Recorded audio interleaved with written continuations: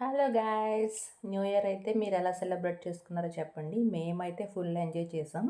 ఒక 3 ఫ్యామిలీస్ అంతా get together కింద పెట్టుకొని మా ఇంట్లో అయితే ప్లాన్ చేసాం.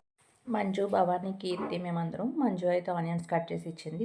భవాని చేపల పులుసు అయితే తను పెట్టిందనమాట. టేస్ట్ అయితే చాలా బాగా పెట్టిందండి. ఇంకా చికెన్ కర్రీ వచ్చి మంజు చేసింది. అలాగే బిర్యానీ నేను చేశాననమాట. ఇదంతా ప్రిపరేషన్ అయిపోయిన తర్వాత కిందకెళ్ళి ముగ్గులు పెట్టుకున్నాం అనమాట. ముగ్గులు ఏంటంటే నాకు పెద్దగా ముగ్గులు రావు.